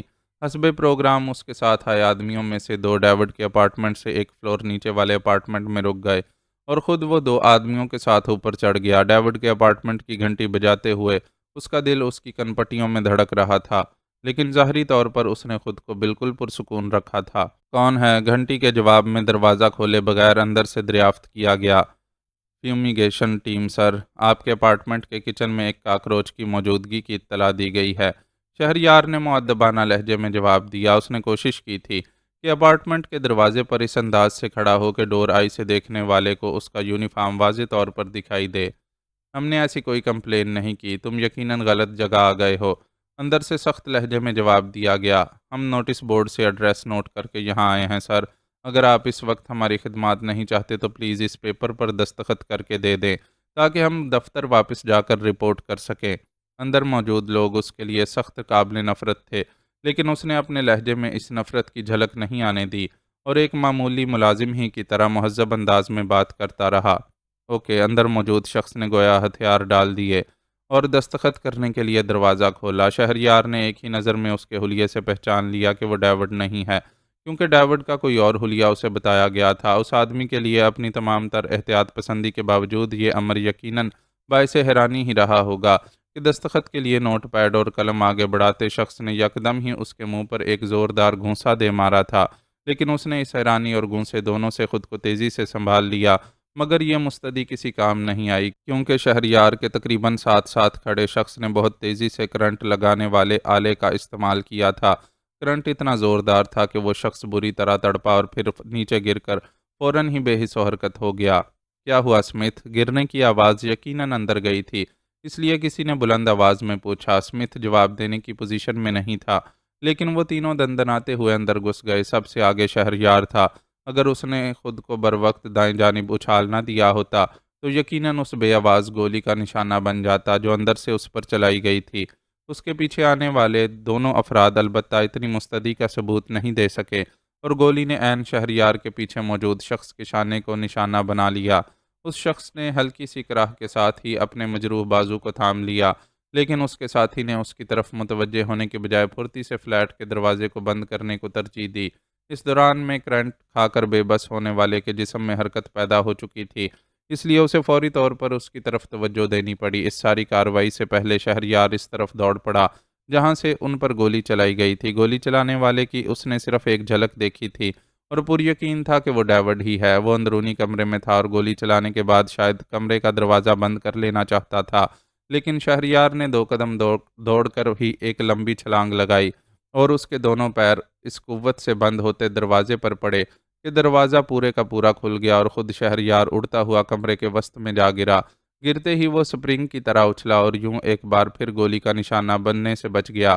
ڈیوڈ نے جھنجھلا کر تیسری گولی چلانے کے لیے اپنے پسٹل کا رخ بدلا، لیکن عین اسی لمحے شہریار نے اپنی جیب سے ایک گول سی چیز نکال کر اس کی طرف اچھال دی۔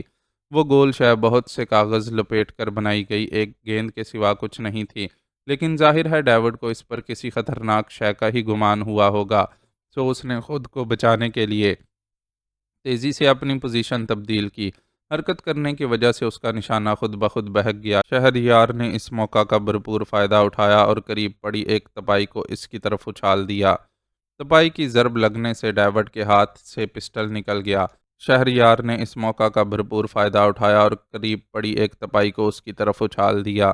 تپائی کی ضرب لگنے سے ڈیوڈ کے ہاتھ سے پسٹل نکل گیا۔ شہریار نے فوراً ہی اس کی طرف چھلانگ لگائی، لیکن ڈیوڈ کسی چکنی مچھلی کی طرح پھسل کر دوسری طرف نکل گیا اور وہیں سے لات چلا کر شہریار کے چہرے کو نشانہ بنانے کی کوشش کی۔ شہریار نے اپنا سر جھکا کر پہلو بدلا، پھر بھی اس کا بازو زد میں آ گیا۔ بازو پر لگنے والی ہتھوڑے جیسی ضرب نے اسے بتایا کہ اگر یہی ضرب منہ پر لگ جاتی تو اس کے جبڑے سمیت کئی دانت ٹوٹ جاتے۔ کچھ دیر تک وہ دونوں یوں ہی پینترے بدل بدل کر ایک دوسرے پر وار کرتے رہے، لیکن باہر موجود شہریار کے ساتھیوں کی مداخلت سے جلد ہی یہ معاملہ نمٹ گیا۔ ڈیوڈ کے ساتھی کے مکمل طور پر ایکٹیو ہونے سے پہلے ہی انہوں نے اسے باندھ کر ڈال دیا تھا اور اب ڈیوڈ بھی اس کرنٹ لگانے والے آلے کی زد میں آ گیا تھا جس نے اس کے ساتھی کو نشانہ بنایا تھا۔ شہریار نے اس مداخلت پر کوئی تعرض نہیں کیا، کیونکہ یہاں وہ خود کو ڈیوڈ کے مقابلے میں بہادر ثابت کرنے نہیں بلکہ اس سے نمٹنے آیا تھا۔ ڈیوڈ کو بھی اس کے ساتھی ہی کی طرح باندھ دیا گیا۔ تم جا کر باقی اپارٹمنٹس کا کام نمٹاؤ، میں ان سے نمٹتا ہوں، شہریار نے اپنے اس ساتھی کو حکم دیا، جو بالکل ٹھیک تھا۔ یہ احتیاط صرف اس لیے تھی کہ کہیں فیومیگیشن ٹیم کے کسی ایک اپارٹمنٹ تک محدود رہنے پر کوئی مشکوک نہ ہو جائے۔ زخمی کو البتہ وہاں روکے رکھنا ہی مناسب تھا۔ وہ خاصا جیدار آدمی تھا۔ زخم پر آستین کے اوپر سے ہی پیپر ٹیپ لپیٹ کر خون روکنے کا کچھ نہ کچھ بندوبست کر لیا تھا اور ایک بار پھر پورے حوصلے سے کھڑا ہو گیا تھا۔ کون ہو تم لوگ اور کیا چاہتے ہو؟ ڈیوڈ جو ہی کرنٹ کے اثر سے نکلا، بندھا ہوا ہونے کے باوجود خوفناک لہجے میں پوچھنے لگا۔ تعارف کی رسم نبھانے کا وقت نہیں ہے ہمارے پاس، مجھے جلد از جلد تم سے اپنے کچھ سوالوں کے جواب چاہیے۔ تاخیر اور پس و پیش کا نتیجہ خود تمہارے لیے بہت بھیانک ہوگا۔ اس کے سوال کو خاطر میں لائے بغیر شہریار نے اسے دھمکی دی تو اس نے جواباً یوں سر جھٹکا جیسے مکھی اڑا رہا ہو۔ وہ موساد کا ٹاپ ایجنٹ تھا اور یقینی طور پر اتنی آسانی سے کسی کی دھمکیوں میں نہیں آ سکتا تھا۔ اس نے خود کو اس حیرت سے بھی سنبھال لیا تھا جو اسے ان کے یوں اپارٹمنٹ میں گھس آنے سے ہوئی تھی۔ اپنے طور پر وہ یہاں ایک عام شہری کی حیثیت سے رہتا تھا، اس لیے غیر معمولی حفاظتی انتظامات بھی نہیں کر رکھے تھے۔ ایسے انتظامات خود اپنی جگہ لوگوں کو چونکانے کا باعث ہوتے ہیں۔ پھر یہ بھی تھا کہ اس اپارٹمنٹ کو وہ صرف ذاتی رہائش گاہ کے طور پر ہی استعمال کرتا تھا۔ اس جگہ کا علم بھی بس اس کے 2-4 خاص ماتحتوں کو ہی تھا۔ پھر نہ جانے یہ کون تھے جو اس طرح یہاں گھس آئے تھے۔ مہبانوں کو یہاں سے جانے سے روکنے کی خاطر تم نے کیا پلاننگ کی ہے؟ اس کی بے نیازی اور بے پرواہی کو خاطر میں لائے بغیر شہریار نے اس سے پوچھا۔ اوہ، تو تم اس لڑکی کے چکر میں یہاں آئے ہو؟ ڈیوڈ نے ہونٹ سکیڑتے ہوئے استہزائیہ لہجے میں کہا۔ مجھے اپنے سوال کے جواب کے سوا کچھ نہیں سننا۔ شہریار نے غرا کر اسے تنبیہ کی۔ تو سن لو کہ وہ لڑکی اور اس کا بچہ کسی طور زندہ یہاں سے واپس نہیں جا سکتے۔ ڈیوڈ نے چڑھانے والے لہجے میں اسے جواب دیا۔ کیا ہو سکتا ہے اور کیا نہیں، یہ تو تم ابھی تھوڑی دیر میں ہی جان لو گے، شہریار نے اس سے کہا، اور نیچے پڑی کاغذ کی موٹی سی بال اٹھا کر پہلے اسے ڈیوڈ کے منہ میں ٹھونسا اور پھر اوپر سے پیپر ٹیپ لگا دیا۔ رد عمل میں ڈیوڈ کی آنکھوں سے حیرت چھلکی۔ وہ اس سے کچھ جاننا چاہتا تھا اور اس کے منہ پر ٹیپ لگا کر آواز کے اخراج کا راستہ ہی بند کر دیا تھا، لیکن اس حیرت سے اسے بس چند سیکنڈ کے لیے ہی دوچار ہونا پڑا۔ شہریار نے اپنے سامان میں سے چھوٹی سی دستی ڈرل مشین نکالی اور اس کا بٹن آن کر کے اسے ڈیوڈ کی ناک پر بائیں جانب اس طرح رکھ دیا کہ ڈرل مشین بائیں سے دائیں نتھنے کو چھیدتی چلی گئی۔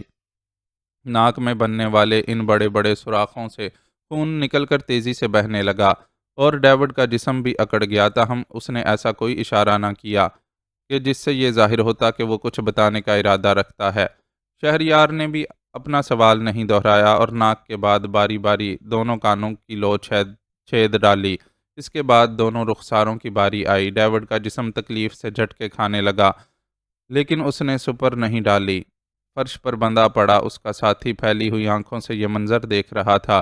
اگر اس کے منہ کو بھی ٹیپ لگا کر بند نہ کیا گیا ہوتا تو اس وقت یقیناً وہ ہذیانی انداز میں چیخ رہا ہوتا، میں تمہارے جسم کو کسی چھتے کی طرح چھید ڈالوں گا، لیکن یقین جانو کہ میرے سوال کا جواب دیے بغیر تمہیں موت بھی نہیں آئے گی۔ اب بھی وہ ڈیوڈ کی ٹھوڑی اور گردن کے ملاپ کی جگہ پر کھال کو چٹکی سے کھینچ کر ڈرل مشین سے وہاں مشق ستم ڈھا رہا تھا۔ اس کے انداز میں مکمل صفاقی تھی، کیونکہ اس سامنے ایک ایسا شخص تھا جس نے اس کے وطن میں وہ تربیتی کیمپ قائم کیے تھے جہاں معصوم نوجوانوں کی برین واشنگ کر کے انہیں اس حد پر لے جایا جاتا تھا کہ وہ خود اپنے جسم سے بم باندھ کر خود کو اور دوسرے کئی بے گناہوں کو چیتڑوں کی طرح اڑا دیتے تھے۔ آج اگر وہ اس شخص کے جسم کا ایک ایک ریشہ بھی الگ کر دیتا تو ان بے شمار جانوں کا ازالہ نہ ہو پاتا جو اس شخص کی وجہ سے گئی تھیں۔ سر میرے خیال میں آپ اسے چھوڑ کر اس شخص پر ٹرائی کریں۔ زخموں کی تاب نہ لا کر ڈیوڈ بے ہوش ہو گیا تھا تو اس کے ساتھی نے اسے جھنجھوڑتے ہوئے اس کی توجہ دوسرے شخص کی طرف مبذول کرائی۔ ڈیوڈ کے حال پر وہ جتنا خوفزدہ نظر آ رہا تھا، اس سے ظاہر تھا کہ وہ نسبتاً آسان ہدف ثابت ہوگا۔ یہ اندازہ غلط ثابت نہیں ہوا۔ ڈرل مشین کے کیے ایک ہی چھید نے اسے ہتھیار ڈالنے پر مجبور کر دیا۔ اس نے جو تفصیلات بتائیں اس کے مطابق وہ خود بھی ڈیوڈ کی اصل حیثیت سے واقف نہیں تھا اور یہ سمجھتا تھا کہ ڈیوڈ CIA کا ایجنٹ ہے جو امریکی مفادات کے لیے کام کرتا ہے۔ اس نے ہارلم سے ایئرپورٹ کی طرف جاتے ہوئے اس مقام کی نشاندہی کر دی جہاں ماہبانوں کو نشانہ بنانے کی کوشش کی جاتی۔ اسے جو سمجھایا گیا تھا اس کے مطابق امریکہ پاکستان سے حامی بھر لینے کے باوجود خود ماہبانوں کو پاکستان واپس نہیں بھیجنا چاہتا تھا، اس لیے یہ منصوبہ تشکیل دیا گیا تھا۔ پہلے مقام پر ناکامی کی صورت میں انہوں نے ایک سیکنڈ پلان بھی بنا رکھا تھا۔ شہریار ہونٹ بینچے سب سنتا رہا۔ ڈیوڈ بھی اس دوران خود بخود ہوش میں آ گیا اور اپنی جگہ بندے بندے بری طرح مچلتا رہا کہ کسی طرح اپنے ساتھی کی زبان روک لے، لیکن وہ شخص اس سے نظریں چرا گیا۔ وہ امریکی تھا اور دھوکے میں موساد کے مفادات کے لیے کام کرتا رہا تھا۔ یقیناً وہ یہ بھی سمجھتا ہوگا کہ جب ایک ایجنٹ اس طرح کے حالات میں کسی مخالف کی گرفت میں آتا ہے تو یقینی موت سے دوچار ہوتا ہے۔ اس نے اس وقت اپنی اس یقینی موت کو اذیت ناک موت میں تبدیل ہونے سے بچایا تھا۔ اس کی اس سمجھداری کے بدلے میں شہریار نے سچ مچ اسے آسان موت عنایت کی اور ڈیوڈ کے پسٹل سے ایک گولی اس کے بھیجے میں اس طرح اتاری کہ وہ بغیر آواز نکالے بالکل خاموشی سے ختم ہو گیا۔ اب پسٹل کا رخ ڈیوڈ کی طرف تھا۔ تو جیسے مکروہ شخص کو گولی کی آسان موت دینے کو دل تو نہیں چاہتا، لیکن افسوس کہ میرے پاس وقت زیادہ نہیں ہے اور میں تجھ جیسے موذی کو زندہ چھوڑنے کی غلطی نہیں کر سکتا۔ اس نے لگاتار 2 گولیاں اس کی دونوں آنکھوں میں دے ماریں۔ ڈرل مشین والی کارروائی نے پہلے ہی اس کا چہرہ بھیانک کر دیا تھا۔ آنکھوں کی جگہ 2 خون اگلتے گڑھے بنے تو خوفناکی میں مزید اضافہ ہو گیا۔ گولیاں آنکھوں سے داخل ہونے کے بعد اس کا کاسہ سر توڑتی ہوئی باہر نکل گئی تھیں، اس لیے اس کے زندہ بچ جانے کا تو سوال ہی پیدا نہیں ہوتا تھا۔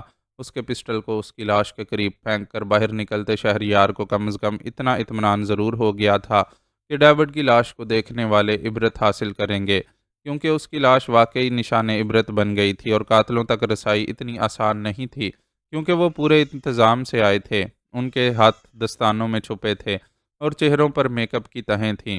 وہ اس بلڈنگ سے نکلنے کے بعد اپنے وجود پر موجود ایک ایک شے کو تلف کر دیتے اور اطمینان سے اس فلائٹ سے روانہ ہو جاتے جس میں پہلے ہی ان کے لیے سیٹیں بک تھیں۔ بعد میں کسی طور پاکستان کی طرف اشارہ کیا بھی جاتا تو وہاں کون تھا جو ان تک رسائی دیتا؟ وہ ان چند محب وطن لوگوں کی پناہ میں پہنچ جاتے جو پاکستان کی سالمیت کے لیے ان کی اور ان جیسوں کی بقا کی اہمیت کو اچھی طرح سمجھتے تھے۔ ویسے بھی امریکہ سے جس طور ان کے معاملات طے پائے تھے، اس سے یہ واضح تھا کہ اپنے بہت ہی لاڈلے اسرائیل کی سازشوں اور بدماشیوں سے صرف نظر کرنے کی پالیسی کے باوجود وہ کچھ نہ کچھ تو پاکستان کا بھی خیال کرے گا ہی، کہ ابھی اسے خطے میں پاکستان کی ضرورت بہرحال تھی۔ السلام علیکم۔ جہاز اپنی منزل کی طرف رواں دواں تھا کہ ماہبانوں نے کسی کو اپنے برابر میں بیٹھتے محسوس کیا، لیکن متوجہ نہیں ہوئی کہ یہی خیال گزرا کہ واش روم کے لیے جانے والا مشابرم خان واپس لوٹ آیا ہے، لیکن مخصوص لب و لہجے میں کیے گئے سلام نے اسے چونکا دیا اور وہ ایک جھٹکے سے سلام کرنے والے کی طرف مڑی۔ مڑتے ہی اسے مایوسی کا سامنا ہوا۔ لب و لہجہ بے شک وہی تھا جو اس کے دل پر نقش تھا، لیکن سامنے موجود صورت اجنبی تھی۔ کیا آپ کے ہاں سلام کا جواب دینے کا رواج نہیں ہے؟ اس کی حیرت کو دیکھ کر اجنبی نے دلکش انداز میں مسکراتے ہوئے پوچھا، لیکن اس وقت لب و لہجہ بالکل مختلف تھا۔ مہبانو الجھن میں پڑ گئی اور اسے لگا کہ پہلے اس نے جو سنا وہ یقیناً اس کا وہمہ تھا۔ بھلا وہ آواز اسے دوبارہ کیسے سنائی دے سکتی تھی کہ اپنے دل کی تمام تر بے یقینی کے باوجود وہ اس حقیقت کو نہیں جھٹلا سکتی تھی کہ شہریار عادل اب اس دنیا کے ہنگاموں میں شامل نہیں رہا ہے۔ مجھے عادل خان کہتے ہیں، پاکستانی ہوں اور اس حوالے سے آپ سے کچھ نہ کچھ تعلق ضرور بنتا ہے۔ اس کی خاموشی کی پرواہ کیے بغیر وہ اپنی ہی رو میں بولتا جا رہا تھا۔ معاف کیجیے گا، میں اجنبیوں سے اس طرح بے تکلف ہونا پسند نہیں کرتی۔ آخر ماں بانوں کو اسے ٹوکنا پڑا۔ اجنبی کون؟ میں نے آپ سے اپنا تعارف کروا دیا۔ آپ بھی اپنا تعارف کروا دیں تو ساری اجنبیت ختم ہو جائے گی۔ اسے ماہبانوں کو چھیڑنے میں مزہ آ رہا تھا۔ شاید آپ میری بات سمجھ نہیں رہے۔ اس سے پہلے کہ میرے بھائی واپس آ جائیں، بہتر ہوگا کہ آپ یہاں سے اٹھ کر اپنی سیٹ پر واپس چلے جائیں۔ اس بار اس نے پہلے کی نسبت زیادہ سخت لہجے میں جواب دیا۔ اف، یہ ہماری پاکستانی خواتین کہیں بھی ہوں بھائیوں کی تڑی دینا نہیں بھولتیں۔ ٹھیک ہے خاتون، میں واپس چلا جاتا ہوں، مجھے تو بس آپ کی یہ چادر کھینچ لائی تھی۔ بہت خوبصورت ہے، آپ نے کہاں سے خریدی تھی؟ اس نے ماہبانوں کے جسم پر موجود نیلے پھولوں والی کالی چادر کی طرف اشارہ کیا تو ماہبانوں کھوس ہی گئی۔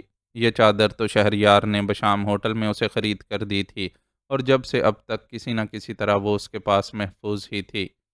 اب بھی مصطفیٰ خان نے اپنے گھر میں موجود اس کی ضرورت کا سامان ہارلم بھجوایا تھا تو اس میں سے یہ چادر نکل آئی تھی اور اس نے بے ساختہ ہی واپسی کا سفر کرتے ہوئے اس چادر کو اپنے گرد لپیٹ لیا تھا، اور اب یہ اجنبی جس کے پاس سے بڑی شناسا سی خوشبو آ رہی تھی اس سے اس چادر کے بارے میں پوچھ رہا تھا۔ یہ میں نے نہیں خریدی تھی، بلکہ ایک بہت ہی عزیز ہستی نے مجھے تحفتاً عنایت کی تھی۔ وہ جو ابھی بہت سختی سے بات کر رہی تھی چادر کے پھولوں پر نرمی سے ہاتھ پھیرتی بڑے دل گداز لہجے میں بتانے لگی۔ دیکھنے والی نظریں صاف محسوس کر سکتی تھیں کہ اس نے پھولوں کو اتنی ہی نرمی سے چھوا تھا جتنی نرمی سے وہ اپنی گود میں موجود پھول سے بچے کو تھامے ہوئے تھی۔ جو آپ کو عزیز ہے اس کے خوش قسمت ہونے میں یقیناً کوئی کلام نہیں ہے۔ وہ آہستہ سے بول کر اس کے برابر سے اٹھ گیا۔ کھوئی کھوئی سی ماہبانو چونکی تو مشابرم خان واپس آ کر سیٹ سنبھال رہا تھا۔ کیا کہہ رہا تھا یہ شخص؟ اس نے ماہبانوں سے پوچھا۔ کچھ نہیں، بس مجاہد کو پیار کر رہا تھا۔ نہ جانے کیوں وہ مشابرم خان سے سچائی چھپا گئی۔ اس پردہ پوشی کے پیچھے وہ شناسا سا احساس ہی تھا جو اسے کسی کی یاد دلاتا تھا۔ اس کی زندگی میں شاید یہ پہلا موقع تھا کہ وہ شہریار عادل کی مدد کے بغیر مشکل سے نکل آئی تھی۔ اسے ایئرپورٹ تک پہنچانے کی ذمہ داری سنبھالنے والے جان اور کارلوس نے اچانک ہی پروگرام میں تبدیلی کر دی تھی۔ اسے اور مشابرم خان کو طے شدہ وقت سے بہت پہلے ایئرپورٹ کے لیے روانہ کر دیا گیا تھا، اور حیرت انگیز طور پر انہوں نے یہ راستہ پہلے بس اور پھر ٹیکسی میں طے کیا تھا۔ اگر اس عرصے میں کوئی حفاظت کے لیے ان کے آس پاس رہا تھا تو انہیں خبر نہیں ہو سکی تھی، لیکن بورڈنگ کارڈ لینے کے بعد اندر لاؤنج میں بیٹھ کر خبریں دیکھتے ہوئے پروگرام کی تبدیلی کی وجہ ضرور معلوم ہو گئی تھی۔ جس گاڑی میں انہیں ایئرپورٹ جانا تھا اس گاڑی پر راستے میں حملہ ہوا تھا۔ خبروں میں تو ظاہر ہے اس حوالے سے کوئی تفصیل نہیں تھی، لیکن اس نے اور مشابرم خان نے کارلوس کی گاڑی کے علاوہ گاڑی کے ارد گرد نظر آتے اس کے ساتھیوں کو شناخت کر لیا تھا، اور اس کے بعد جہاز میں سوار ہونے تک بھی وہ دہلتے ہی رہے تھے کہ جانے کب ایک اور قاتلانہ حملہ کر دیا جاتا ہے۔ لیکن خیر گزری اور ایسا کچھ نہیں ہوا۔ کئی گھنٹے کا سفر طے کرنے کے بعد آہستہ آہستہ دل سے اندیشے بھی مٹنے لگے، لیکن پھر جانے کیوں یہ عادل خان موقع دیکھ کر اس سے بات کرنے چلا آیا۔ وہ جو پرسکون ہو چلی تھی اس کے اپنے پاس آ کر جانے کے بعد ایک پل بھی چین سے نہ بیٹھ سکی۔ کچھ تھا جو دل کو کھینچتا تھا، کوئی ایسا احساس جو روح میں چٹکیاں لیتا تھا اور جسم و جاں کو ہلا ہلا دیتا تھا، اور وہ جس نے اس کے اندر یہ تلاطم پیدا کیا تھا خود اپنی سیٹ پر آنکھیں موندے سکون سے سو رہا تھا۔ باقی راستہ خود سے لڑتے جھگڑتے اندر ہی اندر سسکتے بلکتے کیسے طے ہوا یہ وہ خود ہی جانتی تھی۔ مشابرم خان بیچارہ تو بس بار بار پوچھ کر ہی رہ گیا کہ اسے کیا ہوا ہے، اور وہ کچھ بولتی کیوں نہیں۔ وہ بھلا اسے کیا جواب دیتی کہ آج عرصے بعد اسے کسی کے لہجے پر شہریار کے لہجے کا گمان ہوا ہے، اور کسی کی خوشبو میں شہریار کی مہک محسوس ہوئی ہے۔ ایسی پاگل پن کی بات کسی سے کہنا تو دور، وہ خود سے بھی چھپانا چاہتی تھی، لیکن اس کوشش میں ناکام ہو کر نڈھال ہوئی جا رہی تھی۔ بے حد طویل تھکا دینے والا سفر تمام ہوا تو وہ جہاز میں سوار ہر شخص کے مقابلے میں کئی گنا زیادہ تھکی ہوئی تھی۔ اس کے جسم کا انگ انگ درد سے بھر گیا تھا۔ مشابرم خان کے پیچھے چلتی وہ نہ جانے کیسے خود کو گھسیٹتی رہی اور امیگریشن کی کارروائی سے نمٹ کر باہر نکلی۔ مشابرم خان اسے ایک گاڑی میں بٹھا کر خود نہ جانے کہاں چلا گیا۔ وہ ڈرائیونگ سیٹ پر بیٹھے شخص کو نہ پہچانتی تو بہت گھبراتی۔ اسلم سے اپنے نکاح والے روز اس نے اس شخص کو دیکھا تھا۔ اسے اس شخص کا نام یاد نہیں آ رہا تھا، لیکن بہرحال اتنا ضرور یاد تھا کہ اس شخص سے شہریار نے اپنے دوست کی حیثیت سے تعارف کروایا تھا۔ اس کے گاڑی میں بیٹھنے پر اس شخص نے اس سے سلام دعا کی اور خیر خیریت پوچھ کر چپ ہو گیا۔ ماہبانوں بھی زیادہ کچھ کہے بغیر ننھے مجاہد کی طرف متوجہ ہو گئی۔ ذہنی و قلبی کیفیت ہی کچھ ایسی ہو رہی تھی کہ کسی سے زیادہ بولنے کا دل ہی نہیں چاہ رہا تھا۔ اسی بے توجیہی کے عالم میں کوئی دوسری طرف کا دروازہ کھول کر گاڑی میں بیٹھا اور فوراً ہی گاڑی حرکت میں آ گئی۔ اس نے اپنے برابر میں بیٹھنے والے شخص کو دیکھا تو کانپ اٹھی۔ یہ تو وہی عادل خان تھا جو اسے جہاز میں بھی ملا تھا۔ کیسی ہو ماں، کیا مجھے پہچانا نہیں؟ اس کی طرف دیکھ کر وہ مسکراتا ہوا بولا تو اسے غش آ گیا۔ شک و شبے کی کوئی گنجائش ہی باقی نہیں رہی تھی۔ خان، عادل خان، اصل میں شہریار عادل تھا۔ وہ پورے اطمینان سے بے ہوش ہو گئی کہ سنبھالنے والا پاس ہی موجود تھا۔ مجاہد بہت ذہین بچہ ہے میڈم، یہ فوراً ہر بات سمجھ لیتا ہے۔ یہاں ہمارے پاس اس جیسے جتنے بھی بچے ہیں ان میں مجاہد سب سے زیادہ ذہین ہے۔ وہ نم ہوتی آنکھوں سے مجاہد کی ٹیچر کی باتیں سن رہی تھی اور اس کی نظریں مسلسل 2.5 سالہ مجاہد پر ٹکی ہوئی تھیں، جو بڑے انہماک سے اپنے سامنے رکھے رنگ برنگے بلاکس سے کچھ بنانے کی کوشش کر رہا تھا۔ اس کا ایک ہاتھ کام نہیں کرتا تھا، اس لیے اس کے لیے یہ کام قدرے دشوار تھا، لیکن پھر بھی وہ اچھی کوشش کر رہا تھا۔ وہ ایک حوصلہ مند بچہ تھا جس کا دماغ بھی عام بچوں سے کچھ پیچھے تھا، لیکن ورثے میں ملی حوصلہ مندی اسے کبھی کسی کام سے پیچھے نہیں ہٹنے دیتی تھی۔ شاید اس لیے کہ وہ دنیا میں آنے سے بھی پہلے ماں کی کوکھ سے یہ سبق سیکھتا چلا آ رہا تھا۔ اس کی حوصلہ مند ماں نے اپنے اس بچے کی معذوری کو اپنی جان کا روگ نہیں بنایا، بلکہ اپنے بہت ہی چاہنے والے شوہر سے فرمائش کر کے اسپیشل بچوں کے لیے جدید خطوط پر کام کرنے والے اس اسکول کی بنیاد رکھ کر مجاہد جیسے بہت سے بچوں کے لیے آسانیاں پیدا کر دی تھیں۔ ان دونوں میاں بیوی کی روحوں کے تال میل آپس میں اتنے ملتے تھے کہ ایک کے لیے دوسرے کی بات حکم کا درجہ اختیار کر لیتی تھی، لیکن یہ حکم ایسا ہوتا تھا جس کی تعمیل بوجھ محسوس ہونے کی بجائے روح کو سرشاری عطا کر دیتی تھی۔ انہوں نے بڑی لمبی ہجر کی مسافت طے کرنے کے بعد ایک دوسرے کو پایا تھا، سو ایک دوسرے کے قدردان بھی اسی حساب سے تھے۔ ایک دوسرے کی سنگت میں رہ کر وہ بنا کہے بھی ایک دوسرے کی خوشی کا سامان کرنے کا ہنر جانتے تھے۔ ایک کی خواہش دوسرے کی خوشی ہوتی تھی۔ شہریار نے صرف اسے ہی نہیں اس کے بچے کو بھی پوری طرح اپنایا تھا، بلکہ کبھی کبھی تو اسے یوں محسوس ہوتا تھا کہ شہریار اس سے بھی بڑھ کر مجاہد کو چاہتا ہے۔ شہریار کا ہاتھ تھام کر وہ اسلم کی روح سے کبھی شرمندہ نہیں ہوئی تھی، بلکہ اسے یقین تھا کہ اسلم بھی اسے شہریار کے ساتھ دیکھ کر اوپر کہیں خوش ہوتا ہوگا کہ وہ ایک ایسی خوش قسمت عورت تھی جس کے دونوں چاہنے والوں نے اسے پانے سے زیادہ اس کی خوشی کو مقدم جانا تھا۔ اسلم نے اسے خوش رکھنے کی پوری کوشش کی تھی اور شہریار کے ساتھ وہ خوش تھی کہ پہلے ہی محبت کو پا لینا شاید دنیا کا سب سے خوشگوار تجربہ ہوتا ہے۔ شہریار نے اس کو اطمینان کے ساتھ اپنایا تھا کہ اپنی ذات کا ہر راز اس کے ساتھ شیئر کر ڈالا تھا۔ ملکی سالمیت کے رازوں کی بات البتہ مختلف تھی۔ واہ جناب کیا عیش ہے! محترمہ یہاں بیٹے کو دیکھ دیکھ کر مسکرا رہی ہیں اور اس آفت کی پرکالہ کو میرے ذمہ لگا دیا ہے۔ مجال ہے جو یہ شہزادی ایک منٹ کے لیے بھی ٹک کر بیٹھی ہو۔ وہ ابھی وہاں سے پلٹنے کا سوچ ہی رہی تھی کہ شہریار 1.25 سالہ عائشہ کو گود میں اٹھائے وہاں چلا آیا اور اس سے شکایت کی۔ میں کیا کر سکتی ہوں؟ آپ کی بیٹی آپ پر ہی گئی ہے۔ آپ بھی تو مشکل ہی سے کہیں ٹک کر بیٹھتے ہیں۔ عائشہ کو شہریار کی گود سے لیتے ہوئے اس نے شوخ لہجے میں جواب دیا تو شہریار بس مسکرا کر رہ گیا۔ اسے معلوم تھا کہ ماہبانوں نے اسے کس حوالے سے چھیڑا ہے۔ ماہبانوں سے شادی کے بعد اس نے اپنی زندگی کا بہت اچھا سیٹ اپ بنا لیا تھا۔ وہ لاہور جیسے بڑے شہر کو چھوڑ کر ایک چھوٹے شہر میں منتقل ہو گیا تھا اور یہاں اپنے ذاتی وسائل سے اسکول اور چھوٹے سے جدید ہسپتال کے قیام کے علاوہ بھی زندگی کی دیگر سہولیات فراہم کرنے کے لیے کوشاں رہتا تھا۔ دوسرے الفاظ میں اس نے اپنے لیے یہاں ایک جنت بسا لی تھی، لیکن اس جنت میں بھی وہ ٹک کر نہیں بیٹھتا تھا۔ سی ایف پی سے اس کی وابستگی اتنی گہری تھی کہ جب بھی اس طرف سے پکارا جاتا وہ فوراً لبیک کہتا ہوا دوڑ پڑتا۔ ماہبانوں نے اسے کبھی بھی جانے سے نہیں روکا تھا کہ جانتی تھی کہ وہ رک گیا تو محض بے روح جسم بن کر رہ جائے گا۔ مذاق میں کچھ کہہ دینا الگ بات، لیکن وہ کبھی شہریار کو اس کے مقصد حیات سے دور کرنے کا سوچ بھی نہیں سکتی تھی۔ ماموں جان اور ممانی جان آ رہے ہیں۔ وہ اس کے ساتھ چلتی باہر کی طرف بڑھی تو اس نے بتایا۔ کب تک پہنچیں گے؟ اس نے خوش دلی سے پوچھا۔